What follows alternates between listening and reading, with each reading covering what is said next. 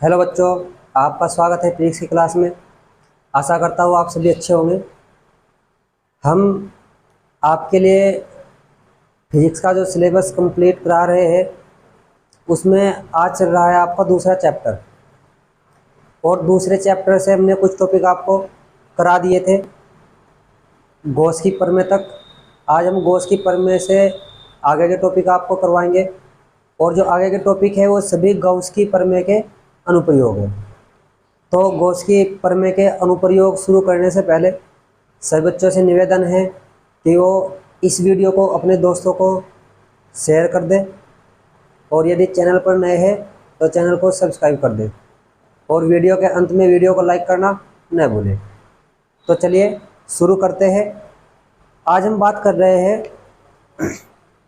Gauss की प्रमेय के अनुप्रयोग। गॉस की प्रमेय के अनुप्रयोग, ठीक है। अब गॉस की प्रमेय के अनुप्रयोग में से आपका एक अनुप्रयोग एग्जाम में जरूर पूछा जाता है। तो देखिए, जो सबसे पहला अनुप्रयोग है वो हम लिख लेते हैं। जो सबसे पहला अनुप्रयोग वो लेंगे कि एक समान रूप से धनावेशित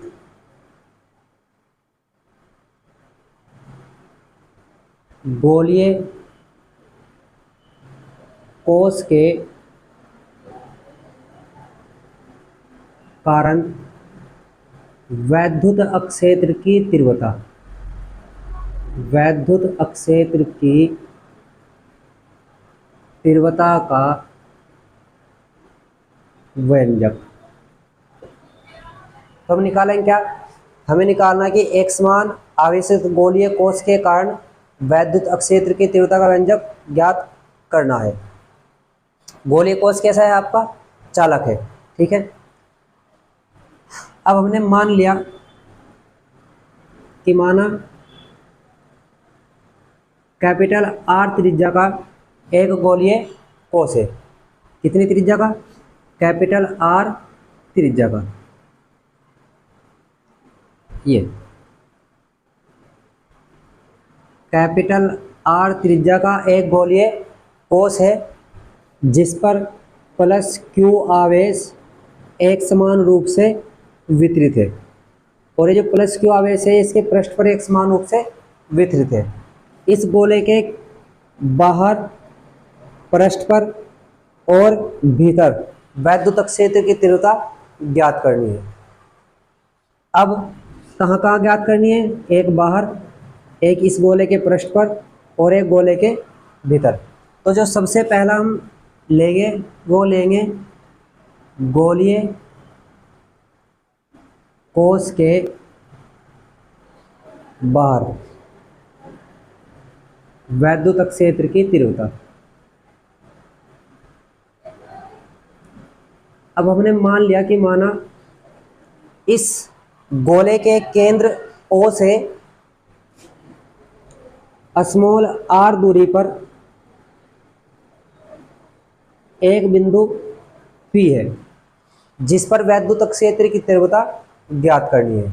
इसके लिए O को केंद्र मानकर r त्रिज्या का एक गाउसियन पृष्ठ खींचते हैं। कितनी त्रिज्या का गाउसियन पृष्ठ खींच लिया है? r त्रिज्या का। अब इस बिंदु P के और ये जो आपका गाउसियन पृष्ठ है, इस गाउसियन पृष्ठ के प्रत्येक बिंदु पर वैद्युत क्षेत्र की तीव्रता पृष्ठ के लंबवत होगी और त्रिज्यतः होगी। पृष्ठ के लंबवत का मतलब है कि वैद्युत क्षेत्र की जो तीव्रता होगी वो पृष्ठ के लंबवत होगी और त्रिज्यतः बाहर की ओर होगी। ऐसे माना बिंदु P के चारों ओर एक पृष्ठ अवयव DA है जिसकी दिशा भी वैद्युत क्षेत्र की दिशा में ही होगी, ठीक है। अब इस पृष्ठ अवयव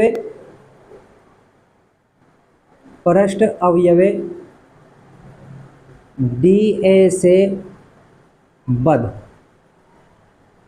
वैद्युत फ्लक्स कितना होगा, डी फाई बराबर E vector dot d vector.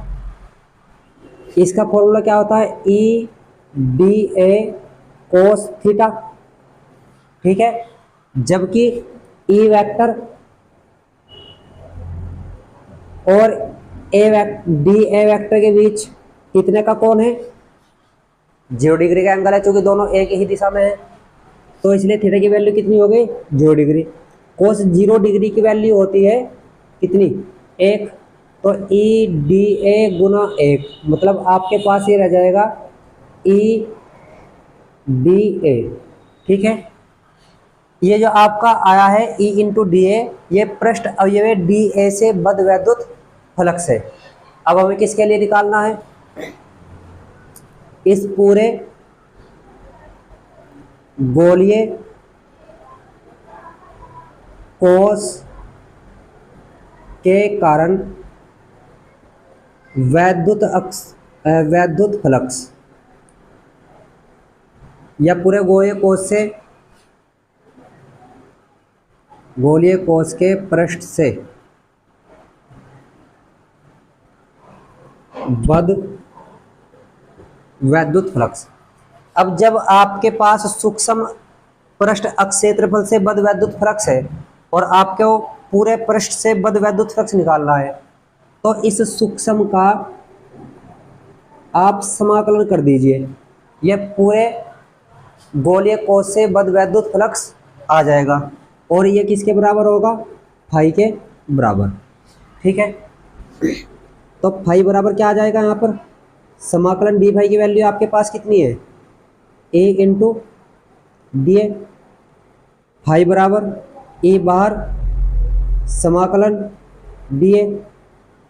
अब आपके पास ये जो समाकलन डी ए है, परंतु समाकलन डी ए, ये डी ए है इस पूरे गोलीय कोस के वक्र पृष्ठ का एक छोटा सा भाग, और जैसे यहाँ पर समाकलन लगा तो क्या प्रोजेक्ट करेगा, इस पूरे गोलीय कोस के वक्र पृष्ठ को, और गोलीय कोस का वक्र पृष्ठ कितना होता है, 4 पाई आर स्क्वायर। यह क्या है आपका गोलीय कोस का वक्र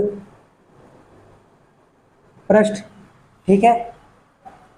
तो इस वैल्यू के यहाँ पर रख दीजिए, आपका फाई बराबर आ जाएगा ए इंटू 4 पाई आर स्क्वायर। कोई दिक्कत है, यह आपकी समीकरण फर्स्ट। अब गाउस की प्रमेय,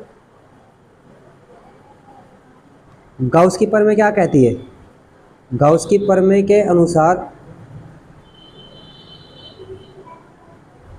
या स्मॉल में लिख लीजिए कि गॉस की प्रमेय से आपका फाई बराबर होता है क्यू अपॉन एप्सिलॉन नोट, यह समीकरण सेकंड हो गई।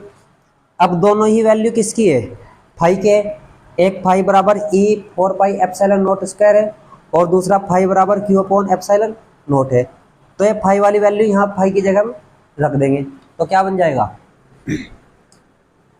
समीकरण फर्स्ट व सेकंड से क्या होगा, इस फाई की जगह ये रख दीजिए ए इंटू 4 पाई आर स्क्वायर, बराबर में क्या होगा, क्यू अपॉन एप्सिलॉन नोट, ये 4 पाई इधर कर लीजिए, ए बराबर क्यू बटे 4 pi R square into epsilon naught, इसे ठीक करके लिख लीजिए, ए बराबर 1/4 पाई एप्सिलॉन नोट और इंटू क्यू और बटे में आर स्क्वायर, ठीक है। तो ये क्या है, किसी भी गोलीय कोश के बाहर वैद्युत क्षेत्र की तीव्रता आप पर निकल गई है। अब बी पॉइंट आपका क्या है, बी पॉइंट आपका है कि गोलीय कोश के पृष्ठ पर, गोलीय कोश के पृष्ठ पर।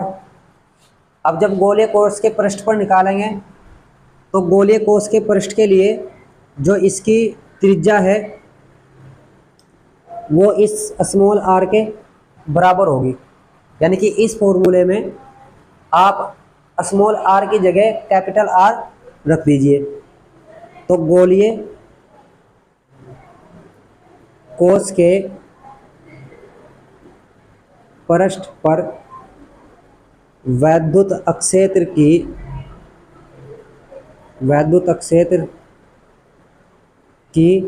तीव्रता कितनी होगी? E बराबर 1/4πε0 Q अपॉन, और इस स्मॉल आर की जगह क्या रख दीजिएगा? Capital R. ठीक है, तो ये बन गया है गोलीय कोश के पृष्ठ पर वैद्युत क्षेत्र की तीव्रता। अब आपका इसमें एक पॉइंट रह रहा है, पॉइंट सी। पॉइंट सी में क्या करना है, वैसे साफ कर देता हूँ।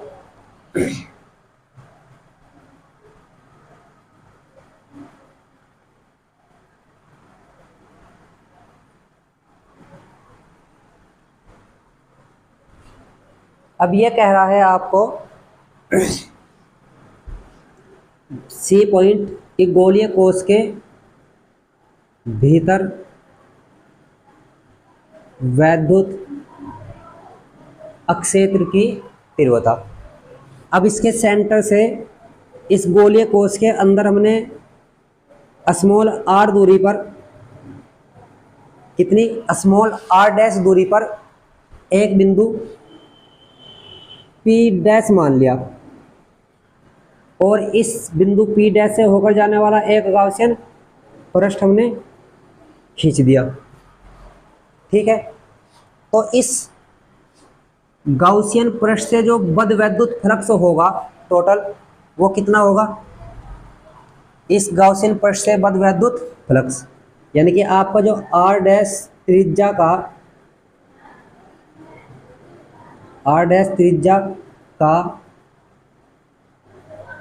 गाउसियन पृष्ठ से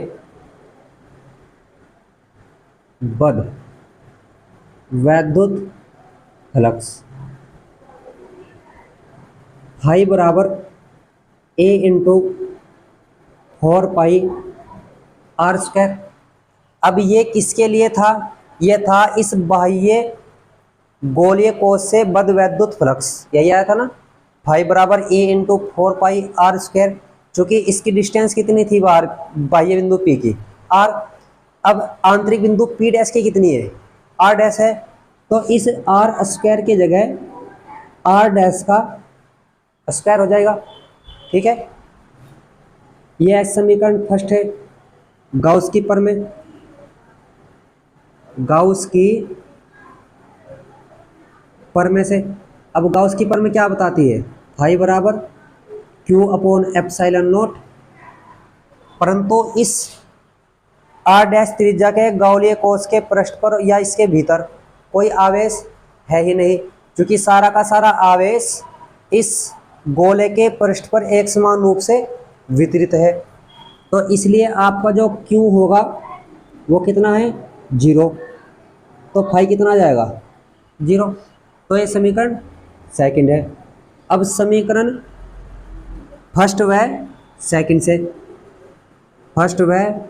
सेकंड से क्या होगा? E इंटू 4πr डैश का स्क्वायर इक्वल टू कितना होगा? 0, चूँकि फाई की वैल्यू 0 है और फाई की वैल्यू यह है, तो A इंटू 4πr डैश का स्क्वायर इक्वल टू कितना होगा? 0 बन जाएगा। अब चूँकि 4πr डैश स्क्वायर की वैल्यू तो 0 हो नहीं सकती। क्या कह रहा हूँ मैं कि 4πr डैश स्क्वायर की जो वैल्यू है वो तो 0 हो नहीं सकती, परंतु किसकी वैल्यू 0 होगी? अब ये क्या कह रहा है कि E की और 4πr डैश स्क्वायर की मल्टीप्लाई 0 के बराबर है। अब ऐसा तब हो सकता है तो इसकी वैल्यू 0 हो या इसकी वैल्यू 0 हो। अब इसकी वैल्यू तो 0 है नहीं, तो किसकी वैल्यू होगी? E की वैल्यू 0। तो इससे क्या पता लग रहा है कि किसी भी गोलीय कोश के भीतर वैद्युत अक्षेत्र की जो तीव्रता होती है वो कितनी होती है? 0। ठीक है, ये बात ध्यान रखेंगे आप। यानी कि हम यहाँ पर बस केवल इतना कह रहे हैं कि बाहर जो वैद्युत क्षेत्र की तीव्रता होगी वो इसके अनुक्रमानुपाती होगी, आर स्क्वायर के व्युत्क्रमानुपाती। पृष्ठ पर त्रिज्या के अनुक्रमानुपाती होगी, ठीक है, और अंदर कितनी होगी, शून्य। तो ये 3 पॉइंट आपको याद रखना है कि किसी गोलीय कोश के जो भीतर वैद्युत क्षेत्र की तीव्रता होती है वो शून्य होती है, ठीक है। अब इसका हम दूसरा पॉइंट देखते हैं, दूसरा अनुप्रयोग। दूसरा अनुप्रयोग क्या है कि एक समान या कह लीजिए कि अनंत लंबाई के एक समान धनावेशित तार के निकट वैद्युत क्षेत्र की तीव्रता ज्ञात करेंगे अब हम।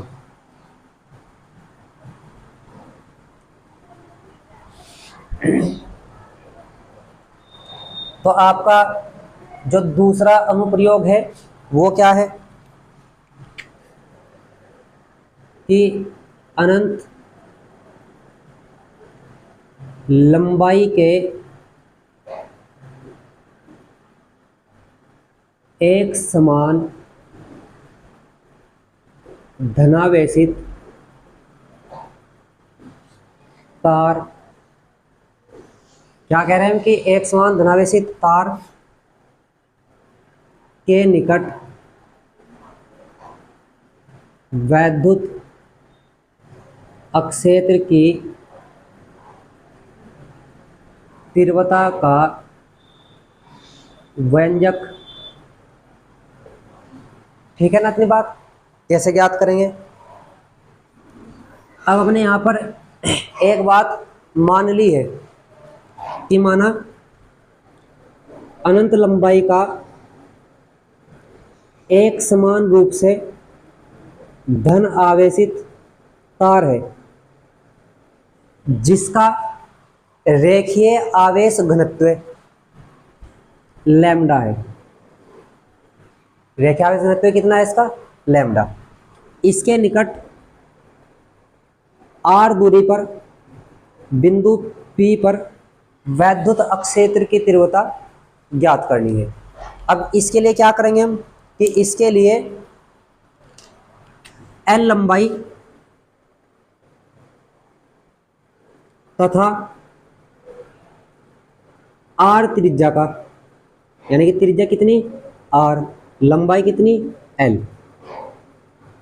तो R त्रिज्या तथा L लंबाई का एक बेलनाकार गाउसियन पृष्ठ खींचते हैं और इस गाउसियन पृष्ठ के जो गाउसियन वक्र पृष्ठ है इसके प्रत्येक बिंदु पर वैद्युत अक्षेत्र एक समान होगा और दिशा त्रिज्यतः बाहर की ओर होगी। तो बिंदु P पर किधर होगी दिशा, ये, ठीक है। इतनी बात। अब मान लिया कि माना बिंदु P के चारों ओर एक पृष्ठ अवयव DA है, तो इस DA की दिशा भी किधर होगी, A की दिशा में होगी, ठीक। तो इस पृष्ठ अवयव से बद्ध जो वैद्युत फ्लक्स होगा वो कितना होगा, पृष्ठ अवयव DA से बद्ध वैद्युत flux d phi equal to E vector dot d vector, ये था ना। अब आप जानते हैं कि इसका फॉर्मूला होता है E dA cos theta. Theta की वैल्यू कितनी है 0 डिग्री और कोस 0 डिग्री का मान कितना होता है A इंटू DA बराबर 1, यानी कोस थीटा 0 डिग्री की वैल्यू होती है 1। तो आपके पास जो यहाँ से d फाई आ चुका है वो कितना बना है, d फाई बराबर बना है E dA, ठीक है। अब ये पृष्ठ, अब ये था किस पर, वक्र पृष्ठ पर। तो पूरे वक्र पृष्ठ से बद्ध वैद्युत फ्लक्स। अब यानी कि हमने वक्र पृष्ठ पर एक छोटा सा अवयव मान लिया था, उससे बद्ध वैद्युत फ्लक्स हमारा था डी फाई बराबर ए इंटू डी ए। तो पूरे वक्र पृष्ठ से बद्ध वैद्युत फ्लक्स जो फाई होगा वो होगा समाकलन डी फाई। ठीक है, डी फाई की वैल्यू कितनी है, ई इंटू डी ए। ई इससे बाहर निकल जाएगा, ई बाहर, समाकलन डी ए। परंतु आप जानते हैं कि आपका जो डी फाई डी ए समाकलन होगा वो क्या होगा। अब डी ए क्या है, वक्र पृष्ठ का एक छोटा सा अवयव है। जैसे यहाँ समाकलन लगा तो ये पूरे वक्र पृष्ठ को प्रेजेंट कर रहा है बेलन के। और बेलन का जो वक्र पृष्ठ होता है कितना होता है, बेलन का वक्र पृष्ठ वो होता है 2 पाई आर एच।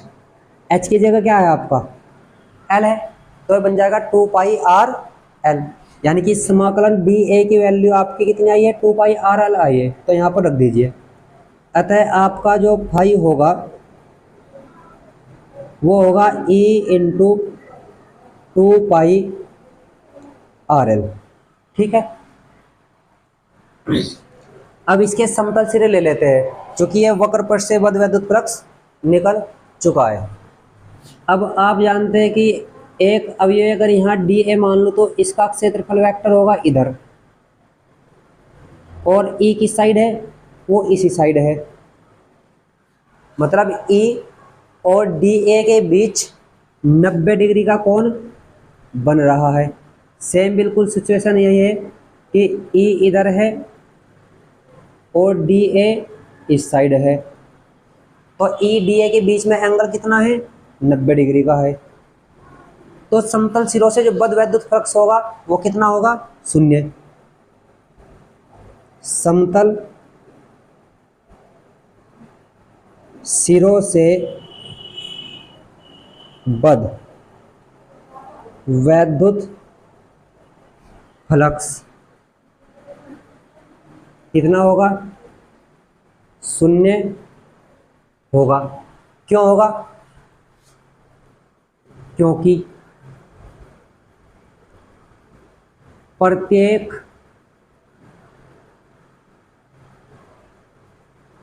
पृष्ठ अवयव के लिए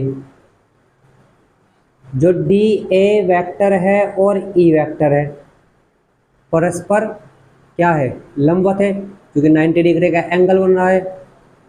तो इसलिए इनके बीच 90 डिग्री का कोण होने के कारण इससे बद्ध जो वैद्युत फ्लक्स होगा कितना हो जाएगा, 0 हो जाएगा। ठीक है ना।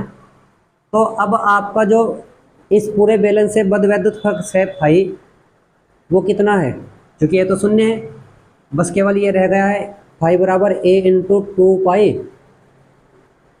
R L. ये समीकरण फर्स्ट है। गाउस की प्रमेय क्या कहती है, गाउस की प्रमेय से वो है आपका फाई बराबर क्यू अपॉन एप्सिलॉन नॉट। यह समीकरण सेकंड मान लीजिए। तो समीकरण फर्स्ट व सेकंड से क्या होगा, समीकरण फर्स्ट व सेकंड से क्या बन जाएगा, दोनों वैल्यू बराबर हो जाएंगे, यानी कि E into 2 pi R L equal to Q upon epsilon naught. A बराबर आ जाएगा आपके पास, ये 2 पाई आर एल इधर, 2 पाई आर इंटू एल। अब आप जानते हैं, मैं इसको ऐसे लिख लेता हूँ, 1/2 pi epsilon naught q upon r into l लिख सकता हूँ ना। परंतु आपका जो एक क्यू अपॉन एल है वो क्या है, लैम्डा। लैम्डा मतलब रेखीय आवेश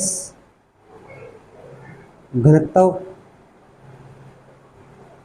ठीक है ना, रख दीजिए यहाँ पर। यानी कि इस Q अपॉन L की जगह क्या होगा, लैम्डा रख देंगे हम। तो E बराबर आ जाएगा 1/2 pi epsilon not, Q upon L की जगह लैम्डा, नीचे कौन है R, तो 1/2 pi epsilon not lambda upon R बन चुका है। कोई प्रॉब्लम? इसे हम ऐसे भी लिख सकते हैं, अगर दो की यहाँ पर ऊपर नीचे मल्टीप्लाई कर दे तो ये आपका इस प्रकार भी लिखा जा सकता है कि A बराबर 1/4 pi epsilon not 2 lambda upon R, यानी कि दो के ऊपर नीचे मल्टीप्लाई करने के कारण ऐसे भी लिख सकते हैं। तो ये आपका अनंत लंबाई के एक समान रूप से धन आवेशित तार के निकट वैद्युत क्षेत्र की तीव्रता का फॉर्मूला है। अब हमें इसके 2-3 अनुप्रयोग हो रहे हैं, वो तीनों अनुप्रयोग हम नेक्स्ट वीडियो में आपको पढ़ा देंगे। यदि वीडियो आपको अच्छी लगी हो और आपके लिए फ़ायदेमंद साबित हो तो सभी बच्चों से एक बार पुनः रिक्वेस्ट है कि सभी बच्चे इस वीडियो को अपने दोस्तों को शेयर कर दें। चैनल पर अगर आप नए हैं तो चैनल को सब्सक्राइब कर दें, और वीडियो को अगर अभी तक आपने लाइक नहीं किया है तो वीडियो को लाइक कर दें। तो चलिए, ये सभी काम करने के बाद आप सभी को अगर करेंगे तो उसके लिए बहुत बहुत धन्यवाद, और नहीं करेंगे तब भी आपको बहुत बहुत धन्यवाद। तो चलिए नेक्स्ट वीडियो मिलते हैं, तब तक के लिए सभी को बहुत बहुत धन्यवाद।